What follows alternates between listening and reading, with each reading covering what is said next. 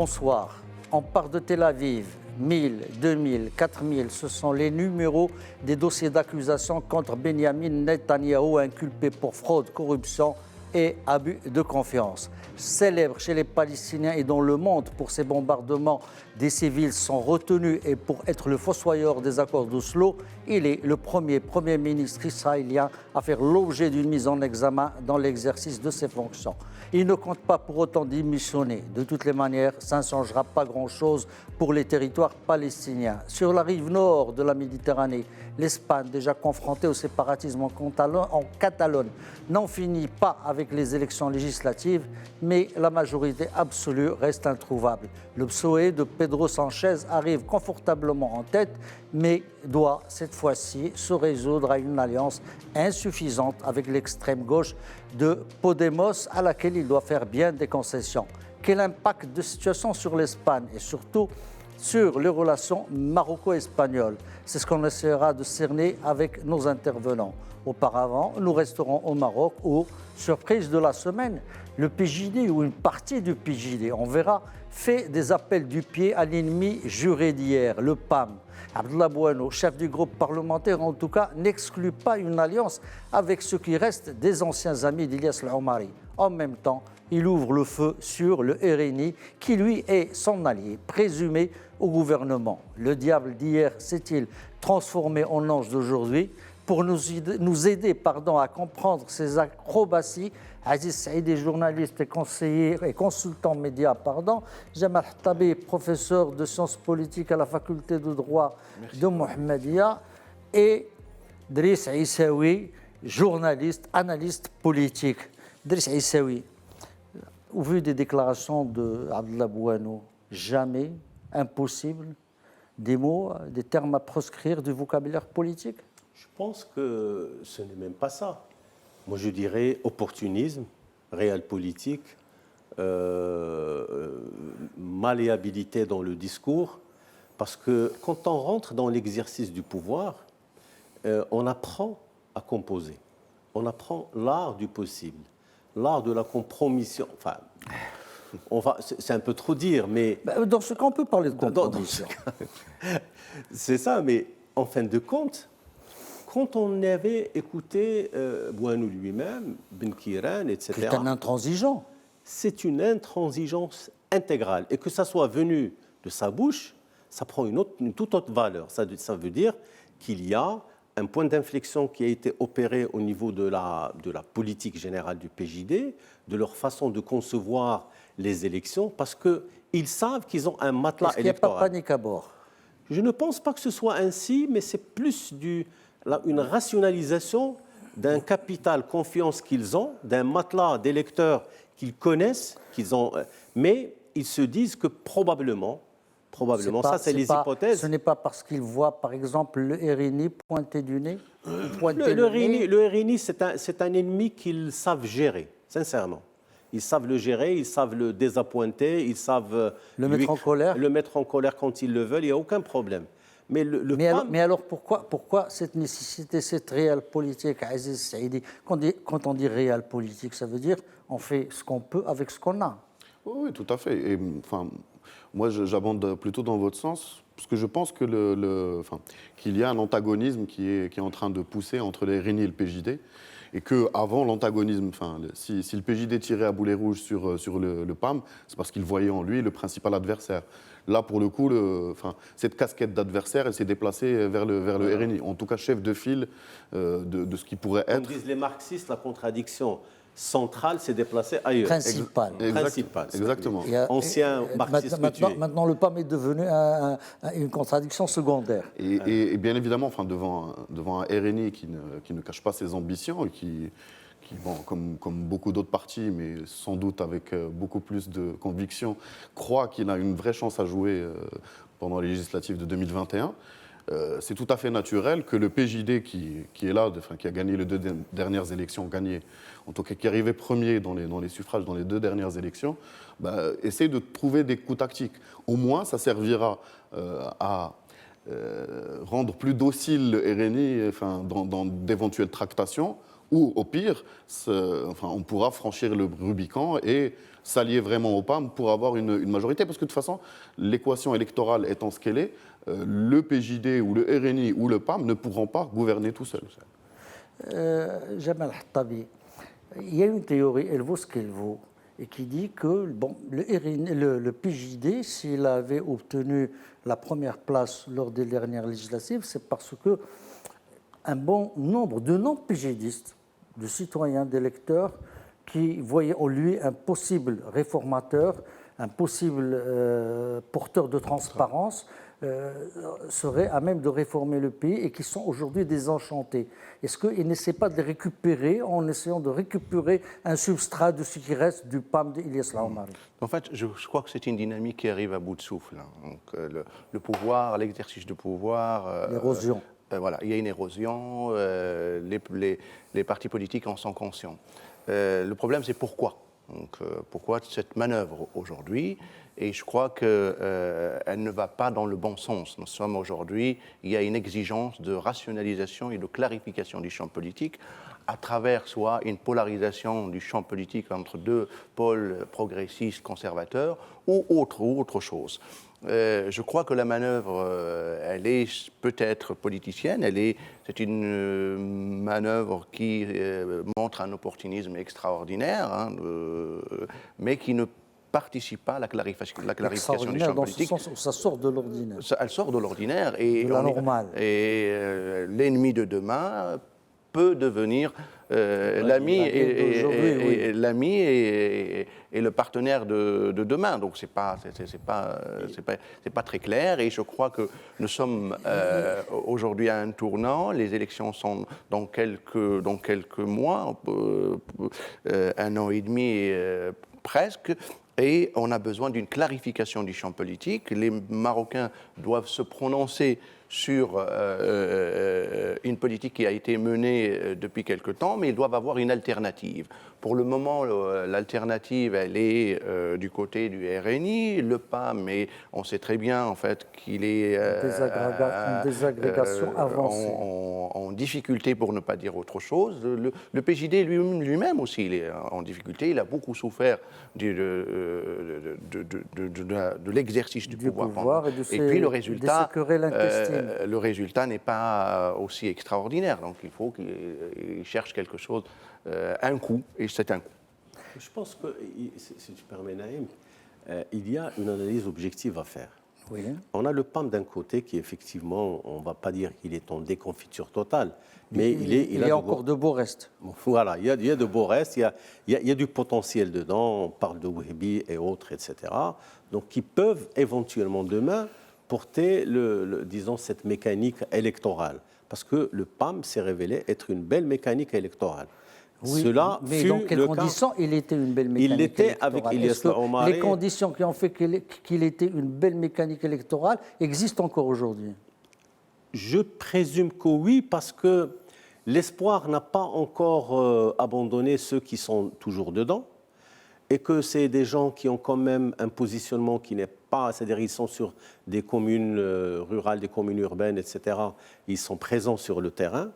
Et je pense que si, disons, le package PAM arrive à se consolider, il a des choses à dire. Et je pense que cette analyse objective a été faite par le PJD lui-même. Le PJD, quel est son ennemi? Quel est l'ennemi du PJD aujourd'hui? Vous m'intéressez, Driss Aissaoui. Alors, le PAM a encore des choses à dire. Il avait des choses à dire parce que la raison même de sa création, c'était de s'opposer à ce qu'il appelait à l'obscurantisme, au populisme, etc. Or, aujourd'hui, s'il perd sa raison d'être, est-ce qu'il ne perd pas son âme? Est-ce qu'il ne perd pas même les raisons qui puissent justifier encore son existence? Ils sont dans la logique de ce que dit le professeur Hattabi. Ils sont dans la logique de dire il nous faut une clarification sur le champ politique. Et eux vont faire leur mea culpa, dire qu'on s'est trompé sur ça, on n'a pas fait ceci, on n'a pas fait cela, et que notre offre politique peut prendre. Pourquoi? Ils n'ont pas ils n'ont pas une ligne idéologique très... ils disent c'est le rapport du cinquantenaire, etc. Donc ils sont pratiquement dans le socio-démocratie, etc. Et que le travail de terrain pourrait leur apporter des choses. Alors s'ils arrivent à le faire... Est-ce que dans la sociodémocratie, est-ce que l'allié naturel dans ce cas-là n'est pas le RNI? En principe, c'était le cas. C'était le cas lors des derniers. Jusqu'à récemment. Oui, enfin, on se souvient de ça s'appelait le G7. Le G8. Le G8. fameux G8 qui n'a Le pas... fameux G8. Enfin, c'était... Oui, mais c'était un... C'était du temps de Salah Abdel-Mzouar. Mais en tout cas, oui, logiquement, enfin, si on suit la logique de Sertabi de voir un camp moderniste et un camp conservateur, on verrait plus facilement le RNI et le PAM d'une part, et l'Istiqlal et le PJD d'autre part. Enfin, ça serait plus logique à ces tonnes, parce qu'on peut avoir d'autres clés de lecture. Mais je pense que c'est un coup tactique, c'est un vrai coup politique, dans le sens où déjà, on est en train d'affaiblir une potentielle alliance entre le RNI et le PAM. En ouvrant cette porte, le PAM a le choix, du coup.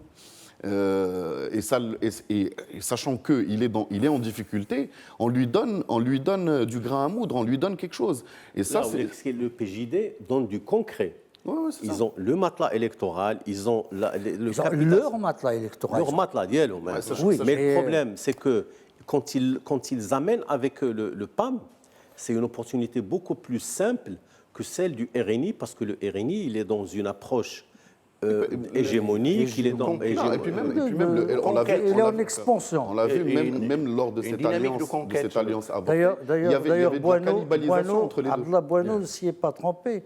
Il s'en est pris au RNI. J'espère que je vais retrouver facilement. Il dit, en même temps, il reproche au RNI d'avoir dépensé 250 millions dirhams, et pour impressionner, il convertit en centimes. Il dit 25 milliards, soit la valeur de l'ensemble de la subvention étatique à l'ensemble des partis. Comment il a fait cette concomitance? Ça c'est la question d'après. Moi, je voudrais savoir d'abord cette concomitance de l'ouverture sur le PAM, qui est dans l'opposition, et une attaque contre un allié qui est dans le gouvernement, justement, n'explique pas cette inquiétude qui est en train de naître à l'égard du RNI. Je pense que on le sentait venir. Il y avait une tension qui montait entre le RNI et le PJD. Elle est quotidienne. Elle est quotidienne, mais elle arrivait quand même à un certain paroxysme, juste après le discours royal, où il y a eu des invectives de part et d'autre entre Latmani et Arnouch, et où là, où ça s'est poursuivi avec Talbi Alami, avec... Il y a encore, d'ailleurs, on va en parler, il y a encore une récente polémique sur les réalisations du gouvernement. Notamment la région de Qnetra, Talbi Alami qui attaque Rebah en lui disant pourquoi s'approprier des réalisations d'un secteur qui est porté par le RNI depuis pas mal de temps. Mais il y a également sur Soulaliette et les petits commerçants. J'ai l'impression qu'on arrive à la fin d'une phase, et c'est normal. 2021, c'est demain. Et 2020 sera une année charnière au sens politique. Et là, il faudra... Et c'est pour ça que les couteaux sont tirés et sont de sortie. Parce que là, comment faire campagne? Là, on y reviendra tout à l'heure, mais j'aimerais le souligner. Comment faire campagne l'un contre l'autre alors qu'on a été dans le même bateau? C'est vraiment difficile parce que là, pour le coup, chacun va se dire non, moi, c'est mes réalisations. En fait, moi, je fais un constat d'une sorte de paresse intellectuelle, idéologique, où les partis n'arrivent plus à produire quoi que ce soit. J'utilise toujours le mot dynamique parce que j'y crois. Nous sommes dans une dynamique royale depuis 2 ans de recherche d'un nouveau modèle de développement. Donc les partis politiques, théoriquement, doivent s'y investir. Et au lieu de cela, c'est des invectives personnelles. Donc cela veut dire quoi? Cela veut dire en fait qu'on arrive à bout et que le modèle qui a été proposé par le PJD et par d'autres... On va y arriver. Alors on revient aux 25 milliards. Le chiffre. Alors, d'abord, ce qui m'étonne, c'est qu'on puisse chiffrer un effort d'investissement sur le terrain que fait le RNI. Qui est énorme. Non, il est énorme, ça le regarde, c'est son argent, c'est peut-être son argent personnel, c'est l'argent... Mais il y a une loi sur les partis politiques qui cadre justement toutes les dépenses, mais dans le cadre des campagnes électorales. Est-ce qu'elle plafonne les dépenses? Je pense que pour l'instant, en dehors des campagnes électorales, ce n'est pas plafonné. Chacun peut... Avec le fundraising quotidien d'un parti. C'est ça. Donc, avec ce qu'on les Américains appellent le fundraising, c'est des gens qui peuvent lever de l'argent auprès d'entreprises, auprès de sympathisants. Non, ce qui m'étonne, mais c'est vrai que le RNI n'arrête pas de tourner. Mais là, parce que lui, le RNI, je pense que ça c'est dans l'esprit de Aziz Akhnouch, il veut absolument se départir de l'idée que nous sommes un parti d'appoint. Il veut sortir de ça. Il veut véritablement se mettre au-devant, peser sur le terrain, amener les gens, amener une nouvelle élite, ce qu'il considère comme étant une nouvelle élite, mais surtout se connecter par rapport au terrain, ce qui n'était pas le cas du RNI. Le RNI a toujours été un parti de notables. Oui, il y avait une époque où il était surtout soutenu par l'administration, qui le portait à bout de bras, etc. Non, en dehors de ça, quand on regarde la structure sociologique des grands dirigeants qui ont été à l'intérieur de l'appareil, c'est des notables qui étaient dans le sud, qui étaient dans le nord, qui étaient, etc., et qui étaient là et qui finançaient carrément ce qu'ils faisaient. Mais eux, ils savaient que, d'une manière ou d'une autre, c'est comme le mouvement populaire, ils seront dans la prochaine coalition gouvernementale. Mais cette fois-ci, Akhnouch, il veut jouer un autre jeu. Il veut jouer le rôle de leader au niveau de au niveau de cette sauce qui est en train d'être montée pour 2021. Et d'ailleurs, vous avez remarqué qu'on commence très tôt les élections. Oui, d'ailleurs, tu fais très bien. Jamais justement, on en vient. Voilà. Le roi a dit dans son discours devant le Parlement, après l'installation de Asmani II, que nous ne sommes pas dans une année électorale. C'est ça, travailler. Et qu'on travaillait. Et d'ailleurs, il vient de nommer Chakib Ben Moussa à la tête de la commission qui va travailler au nouveau modèle de développement et au nouveau contrat social. Et avec ces polémiques marginales sur, on va dire, sur Soulaliette, sur les commerçants. Elle n'est pas tellement marginale, la polémique. Non, je sais qu'elle est... Non, c'est-à-dire, si on la met dans la globalité de la démarche royale, et elle devient pas marginale peut-être, mais on va dire secondaire. Donc que le roi soit obligé d'appeler à l'ordre les partis politiques en leur demandant des compétences. Souvenez-vous du débat que nous avons eu lors de la formation du gouvernement. Le roi a exigé des compétences chez les partis politiques pour justement pour commencer à travailler. On a passé beaucoup de temps à tergiverser et on n'a pas le temps, on n'a pas de temps à perdre. Donc le pays est en avance, le pays avance et il faut un gouvernement qui va avec. Il ne faut pas que seulement le roi travaille. Il faut aussi que les autres mettent la main à la pâte et arrêtent avec ces petites manigances politiciennes. Malheureusement, je crois qu'on n'a pas encore atteint la maturité exigée, que les partis politiques continuent à jouer ce petit jeu alors qu'on devrait proposer autre chose, on devrait proposer une alternative. Il y a aujourd'hui un gouvernement qui gouverne et il est composé d'une diversité de mouvements, mais on doit aussi avoir une alternative qui va mobiliser le Marocain, parce que dans quelques temps, on va avoir des élections. Et le problème qui se posera, c'est le problème de l'abstention et de la participation. Pour que les Marocains ne boudent pas les urnes, eh bien, il faut leur donner quelque chose.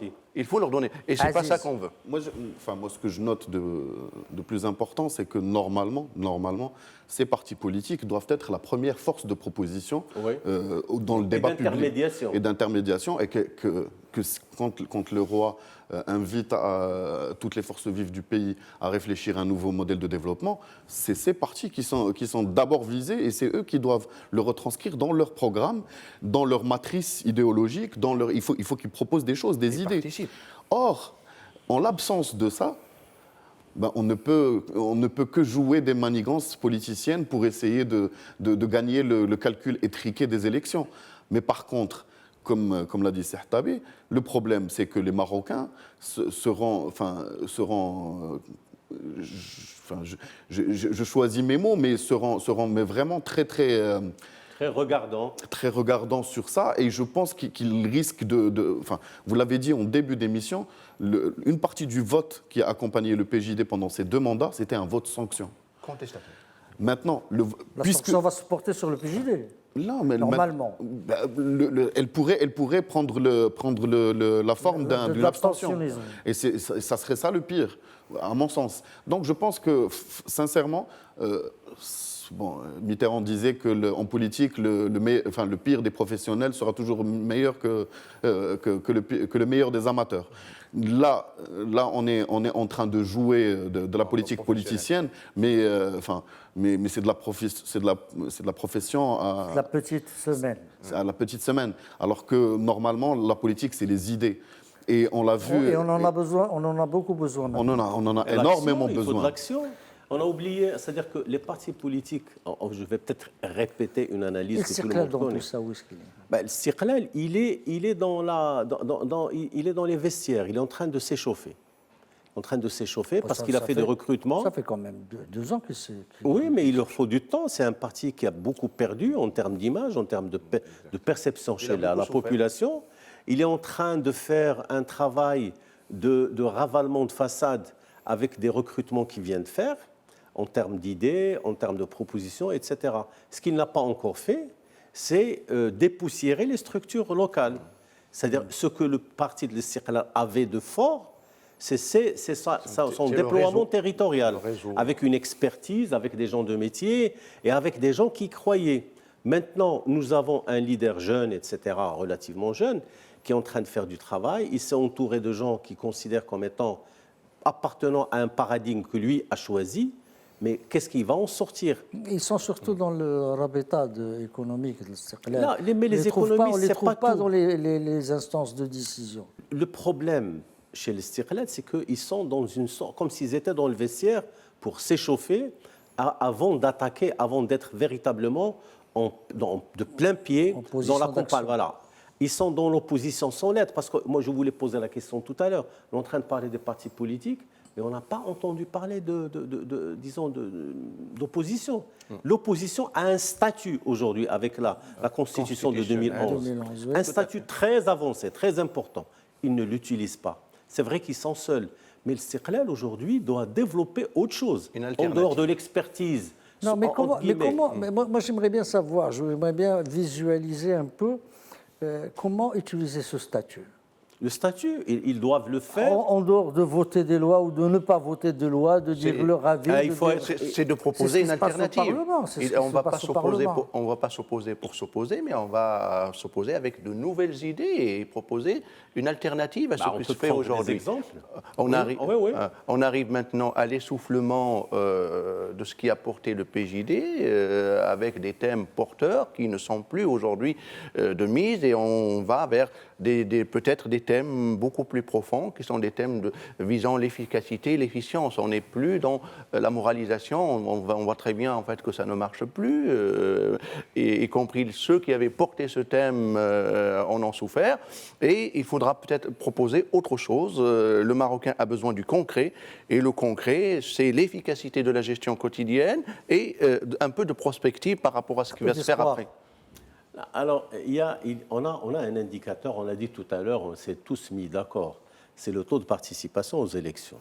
Alors ça ressemble un peu à un système fiscal.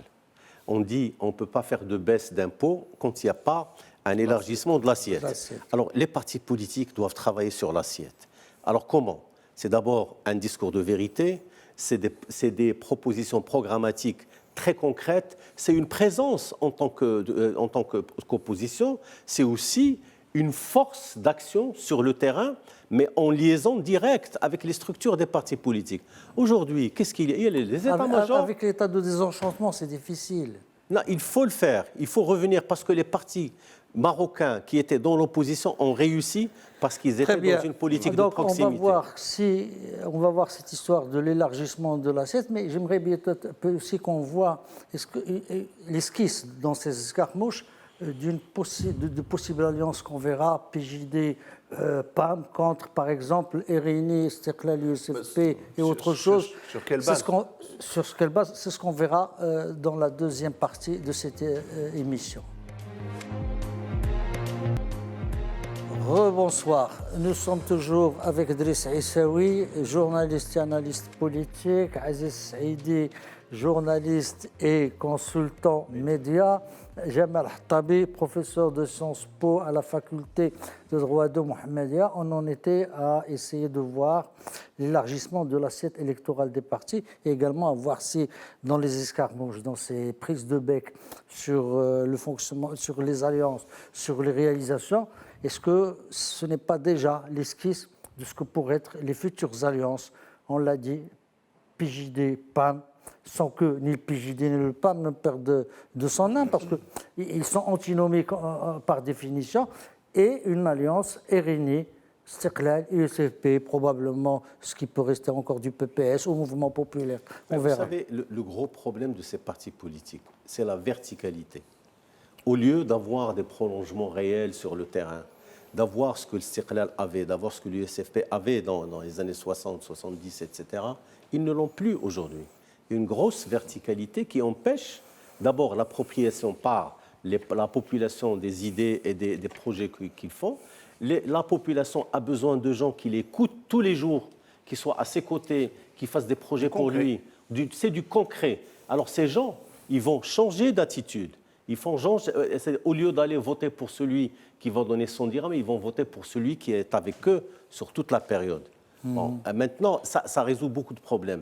Mais les partis politiques, est-ce qu'on peut avoir quelque chose? Moi, je pense, entre le PJD et le PAM, ça peut marcher. Pourquoi? Sur une base... Sur le papier, c'est une recette miracle, parce que le PJD est maître dans les zones urbaines. Absolument. Et le PAM dans les zones rurales. Voilà. Donc ça ferait une machine électorale incroyable. Mais par contre... À supposer qu'il est maître souverain dans les zones rurales. Quel sera le programme commun? Quelle est la ligne directrice? Ils peuvent trouver des ponts.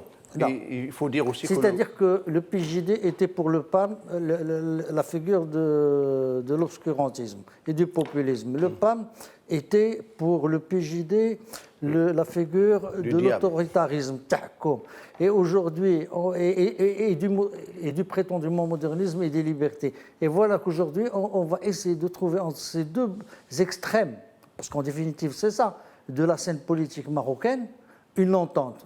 C'est incompréhensible. C'est incompréhensible. Et moi, je reviens sur ce qui a été dit tout à l'heure, sur l'élargissement incompréhensible, mais pas impossible. De l'assiette électorale du corps. Le corps électoral a changé. De toute façon, même si on garde le même corps électoral, qu'est-ce qu'ils vont faire? Ils vont se manger entre eux. Hein? Par contre, il faut élargir ce corps électoral. Il y a des arrivants, il y a des nouveaux, il y a des jeunes, et les jeunes sont porteurs de nouvelles valeurs. Aujourd'hui, avec les réseaux sociaux, les Marocains ont changé. Les Marocains de 18 ans sont assez conscients et sont assez politisés quelque part. Ce n'est plus les jeunes politiques d'il y a une dizaine d'années. Je dirais même pire, ou même plus. On a vu, par exemple, en France et dans d'autres pays, que des partis historiques se sont effondrés du jour au lendemain. Pourquoi? Parce qu'ils n'arrivaient plus à saisir, à saisir déjà les aspirations. Jusque-là est possible? Pourquoi pas? Avec s'il y a de nouvelles idées, pourquoi pas? Parce que PAM, PJD mélangé bien dans un... Bien mixé dans un mixeur, un bon mixeur. Et agité, ça va faire un bon cocktail Molotov. Oui. C'est comme de l'huile dans l'eau. La réponse opérationnelle, c'est quoi? C'est que ce sont des gens qui ont opéré, qui ont géré ensemble, que ce soit dans les villes ou dans les campagnes, et l'exercice du pouvoir a montré aux gens du PAM, parce que c'est de là où vient la difficulté, plus que du PJD. Ils ont vu que c'était des gens normaux, qui mangeaient, qui se mariaient. Ah bon, ils ne sont pas des cyclopes. Non, mais de toutes les manières, en plus, il a raison, parce qu'en plus, sur la gestion de certaines villes, on a vu qu'il y a eu des coalitions, et notamment à Tanger. Mais on les a vus se bagarrer ailleurs. Exactement. Mais à coup de chaise, à coup de table, à coup de... C'est pas grave, mais Tanger est un bon exemple. Tanger est un bon exemple. C'est un très bon exemple. C'est vrai parce que le PAM était sur les genoux, et le PJD a tout fait pour que le PAM garde la présidence, soi-disant pour terminer les projets qui ont été avancés par l'ancien président, etc. Et que finalement, c'est un travail qui a été fait dans le back-office et qui a réussi, et qu'ils feront. Ils vont rééditer tout ça. Alors j'aimerais rapidement, pour qu'on termine ce thème, si Jamel, le président de la commission a été nommé par le souverain, il doit se mettre au travail, donc on attend la nomination ou la désignation ou la sélection des membres de cette commission. Est-ce que le fait, quand cette commission sera mise en place, est-ce qu'elle n'aura pas un impact et changera la configuration du débat politique au Maroc? Tout à fait. En fait, moi, je suis content de cette nomination. C'est un expert, un technocrate de très haute hauteur, quelqu'un qui a une très bonne expérience. Le problème, c'est que la tâche est énorme. La tâche est énorme. Nous sommes dedans depuis 2 ans et on n'a rien produit. Donc on a le roi, quand il s'est adressé il y a 2 ans aux partis politiques, il avait déjà demandé un début de réflexion, mais ça n'a pas été fait. Donc il a repris les choses en main. Et aujourd'hui, on est sur une commission technique qui va travailler justement sur ce modèle de développement. Le problème, c'est pour qui? C'est pour qui? Et le pour qui, c'est ce dont on a parlé tout à l'heure. Vous allez amener quelque chose de très beau. Vous allez, mais pour quel citoyen? Pour quel parti politique? Pour quelle classe politique? En définitive, la Commission va travailler, va concevoir un nouveau modèle de développement. Techniquement, ça va être fait. Et les partis politiques n'auront qu'à l'exécuter. Moi, normalement, pour moi, la logique est contraire. Pour moi, la logique est contraire. La Commission doit interpeller les partis, toutes les forces vives et prendre toutes les idées pour après. Parce que nous ne sommes plus. Il s'agit de faire du syncrétisme, tout simplement. Non, nous ne sommes plus dans un débat idéologique pur. Parce qu'on sait que le Maroc a besoin d'une croissance inclusive. On sait qu'il faut faire de la redistribution. On sait, les grandes lignes, on les a. Et tous les partis, quasiment, sont d'accord. Maintenant, c'est comment? C'est le comment. Et ce comment, il doit venir d'une feuille de route. Chacun propose sa feuille de route. Et puis, il y a une feuille de route globale. Parce que, justement, si on a mis en place cette commission, c'est parce qu'on n'a pas de temps à perdre. Et qu'on n'a pas, on ne va pas passer encore un mandat électoral à tâtonner. Non, mais on n'a pas de temps à perdre. Mais, elle doit jeter les bases d'un nouveau contrat social. Et qui parle d'un nouveau contrat social, parle d'un consensus national. Exactement. Comment le générer? Non, il y a un travail déjà qui a été fait. Les partis politiques ont livré une copie. Oui. Les universités ont livré leur copie. Les individus, des associations ont livré de la copie au Palais Royal. Les experts au niveau du Palais Royal ont dû travailler sur ça. Maintenant, Ibn Moussa, quel est son rôle? Son rôle, c'est un chef d'orchestre. La mission qu'il a aujourd'hui, c'est de changer de paradigme. Du bon grain. Non, c'est de changer de paradigme de développement. On était basé sur la substitution d'importation, sur des programmes volontaristes au niveau sectoriel, etc. On a épuisé le Maroc vert, le Maroc bleu, machin, etc. On a épuisé tout ce qui pouvait être fait. Aujourd'hui, il faut se repositionner autrement par rapport au contexte international. En affectant des points de PIB. Le problème est là, au fond. Ce n'est pas une appréciation. Non, si vous voulez, en termes budgétaires. Il parlait d'un modèle inclusif. C'est ça. Mais pour l'inclusif, il faut aller vers la santé, vers l'éducation, vers la santé. Il n'y a pas que l'économie, parce que ce que nous cherchons aujourd'hui, c'est de redémarrer le pays, c'est-à-dire d'accélérer. Le pays n'est pas en stagnation, il avance. Mais il n'avance pas à une vitesse qui, la vitesse voulue est suffisante. Donc, il marche en vérité à 2 vitesses. Il faut impulser. Le problème aujourd'hui, c'est on veut changer de paradigme. On veut aller au-delà de ce qu'on a fait depuis 20 ans, depuis 25 ans. Ça a été fait, on a atteint les limites. Par exemple, je crois qu'on aura le temps de revenir. Non, mais juste un mot. Pour ça, pour l'histoire du nouveau modèle de développement, il ne s'agit pas de réinventer la roue, d'autant plus qu'il faut changer. Non, il faut changer la volonté, la perception. Parce que le problème qu'on a eu au Maroc, c'est que les programmes étaient conçus en silo. Il n'y avait pas justement de convergence dans les politiques publiques. Ça, si le modèle de développement arrive à le faire, vous êtes ministre je ne sais pas, du transport, vous dites je vais créer tant de postes d'emploi. L'autre, il fait la même chose et vous revenez à la fin avec, disons, un truc éclectique qui ne donne pas sens. Et la croissance, nous investissons beaucoup de notre PIB, mais on ne crée pas assez d'emplois avec. On va essayer d'accompagner ce débat au fur et à mesure qu'il se déroulera, en souhaitant bonne chance à Chakib Ben Moussa, bien sûr. Et maintenant, on voudrait passer un peu à ce qui se passe en Espagne. L'Espagne, il y a une majorité introuvable. On part d'élections législatives en élections législatives sans qu'on puisse vraiment dégager un gouvernement à même de gouverner sur un terme précis l'Espagne. Qu'est-ce qui se passe? Je crois qu'on arrive à une étape de ce qu'on appelle la crise de la représentation qui devient latente aujourd'hui. Qui est partout la même. Elle est partout, en Israël, elle est en Italie, en Belgique. La France a un système où on arrive à bricoler des majorités. Aujourd'hui, c'est fini, les majorités fortes au point en ce moment-là. C'est fini, sachant très bien qu'en Espagne, on a renouvelé la tentative plusieurs fois pour dégager, avec le seul principe, c'est de dégager une majorité forte capable de gouverner. On ne l'est pas. On ne l'est pas. Donc c'est une crise de la représentation et il faut trouver les moyens, peut-être à travers des ajustements techniques qui permettront, soit à travers le système électoral, soit à travers autre chose, pour dégager une vraie majorité capable de gouverner sereinement. Pedro Sanchez va réussir à trouver une majorité Peut-être, enfin, mais une majorité stable. Bon, maintenant, il a fait une alliance avec Podemos. Sûrement pas. Parce que même avec Podemos, il n'a pas le compte. Il n'a pas le compte, oui. Il a besoin des Catalans, il a besoin de... Enfin, Ciudad, c'est devenu rien du tout. Hein. Ils ont perdu quasiment toutes les... Ils ont maintenant 6 sièges. Oui, mais ils vont essayer de picorer un peu partout pour faire le compte. Ce que je veux dire, c'est qu'il faut revenir déjà à ce qui s'est passé. C'est les 4e élections législatives depuis 2015, c'est quand même pas rien. Et que les choses, les proportions entre les partis ont changé. Et sont en train d'aller vers un glissement. Il faut signaler l'émergence de Vox, les nationalistes. Alors qu'en Espagne, on disait que c'était une exception en Europe, parce que tous les autres pays européens, ils avaient une montée des nationalistes. C'était le Portugal qui vient. Et là, on le voit que... Et je pense que oui, c'est un problème de représentation, c'est un problème, là encore, d'équation électorale, parce qu'on n'arrive pas à dégager... aucun parti n'arrive à dégager une majorité absolue, ni d'avoir...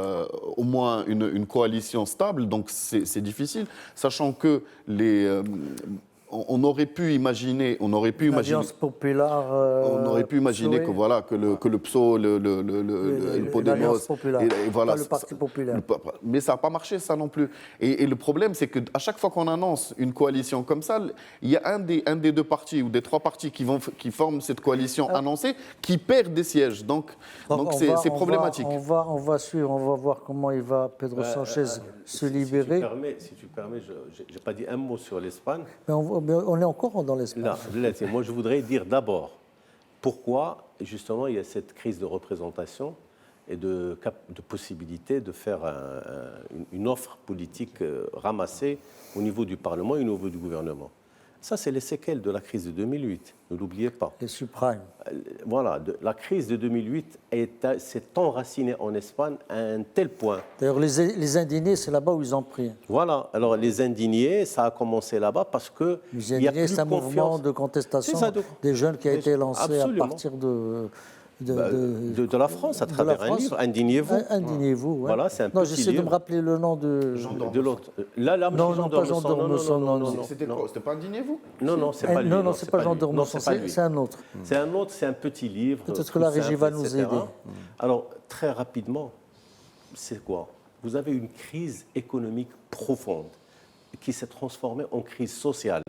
À telle enseigne qu'on se retrouvait en Espagne, non pas avec un paysage, un miroir brisé de petites pièces sociologiques où les gens n'arrivent plus, c'est-à-dire les parties prenantes sont tout le temps, elles sont en confrontation. Ouais. Vous ne pouvez pas, avec ces gens-là, avec cette réalité sociologique, faire de la cohérence au niveau politique. C'est pour ça que le Parti socialiste n'a pas pu le faire.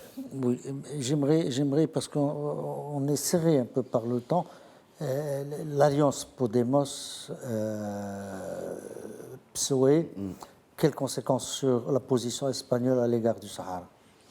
Position officielle, rien du tout. Ça changera pas. D'ailleurs, je pense que la visite du ministre des Affaires étrangères, Nassar Bourita, cette semaine à Madrid, il a vu Pedro Sanchez, elle n'est pas étrangère à ça. Et je pense que c'était aussi une occasion. Parce qu'ils ont pris position Podemos. Exactement. Et il y a des divergences, profondes entre Podemos et le PSOE, donc il ne faut pas l'oublier. Stéphane Hessel, oui. Ouais, c'est lui, indignez-vous, c'est Stéphane Hessel. Ouais. Qui est décédé. Oui. Les deux, même dorment ensemble.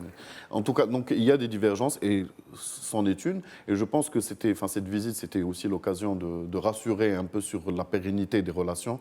Parce que c'est pas fortuit que le communiqué parle d'accords agricoles, d'accords de pêche. Et ils ont été très actifs dans la rencontre de. Au coco, là. Le coco. Le coco, ouais. On les voit donc. Et vous croyez que ça n'aura pas. C'est dans la tradition de l'extrême gauche espagnole, c'est quelque chose de. Ils étaient calmes à un certain moment. Ouais.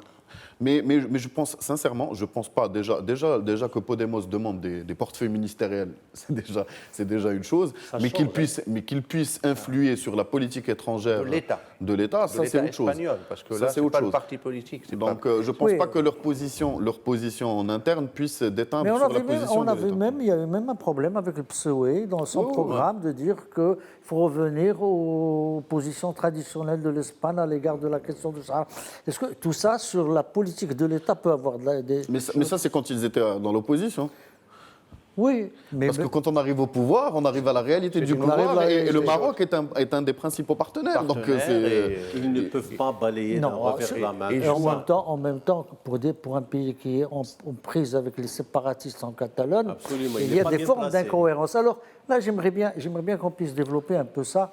C'est qu'ici au Maroc, il y a une sorte d'union autour de l'unité territoriale de l'Espagne.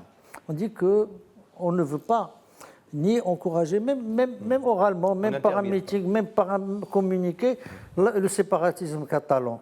En même temps, de l'autre côté, ils ne se gênent pas. Enfin, je parle de la société civile, je parle d'un certain nombre d'intellectuels. Mais le plus important, la tendance de fond, c'est le sens de l'État qu'il y a en Espagne.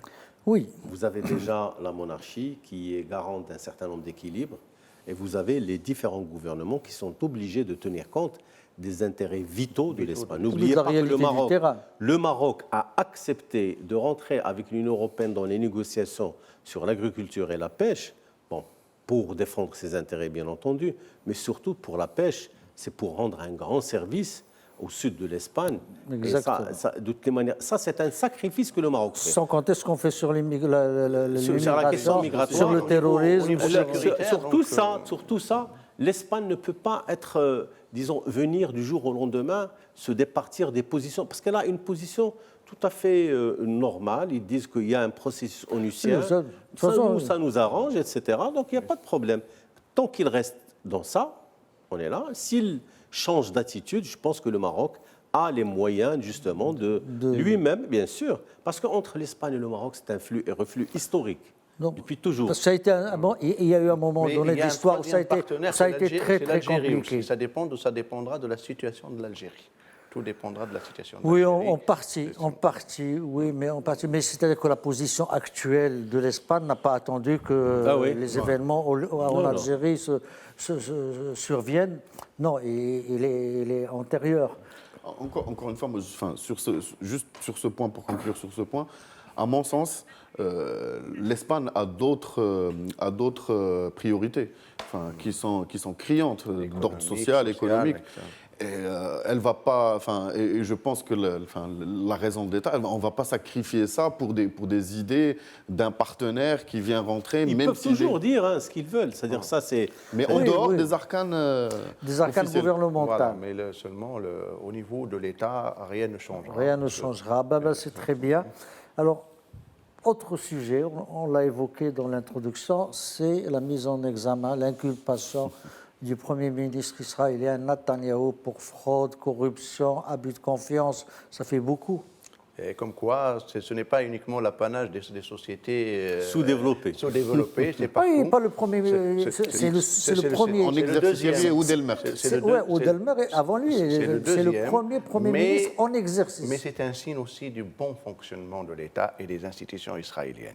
Donc, arriver quand même à poursuivre quelqu'un en plein exercice, il faut du courage pour cela. Et je crois que c'est un signe, même si Israël ne doit pas se payer ce luxe-là de fragiliser l'exécutif, Il y a certainement des raisons de politique interne de la maison. Lui-même parle de coup d'état des juges. C'est ça, c'est le procureur qui l'a mis en examen, il en est le mentor. C'est lui qui l'a mis sur le pied à l'étrier. Le pied à l'étrier, et c'est lui qui n'a pas hésité à l'inculper parce que bon, c'était d'abord énorme. Et ensuite, je crois que l'Israël commence à se lasser un peu de Netanyahou. Oui, mais le symbole. Mais on n'aura pas mieux que lui, de toute façon. Le symbole, c'est que. Fossoyeur de la paix. De la paix, comme. C'est que personne n'est au-dessus de la loi. C'est-à-dire, on peut, en marge de ça, constater qu'il y avait un moment, par exemple, sous Rabin, jusqu'à son assassinat, et bien quelques années après son assassinat, où il y avait un camp de la paix assez solide en Israël qui se manifestait. Aujourd'hui, il y a un silence total. Au contraire, il y a un bonheur total à voir J'ai peut-être un début d'explication. Vous savez, avec ce qui se passe au Moyen-Orient, les Israéliens, qu'ils soient dans la politique, ou citoyens ou intellectuels, sont en train de voir d'abord et avant tout la stabilité et la sécurité de l'État d'Israël. Et quand ils voient ce qui se passe... Est-ce que la stabilité, c'est l'expansion? Non, l'expansion, ils le font, c'est une stratégie sioniste. Elle est connue. Oui. J'occupe pour mieux reculer.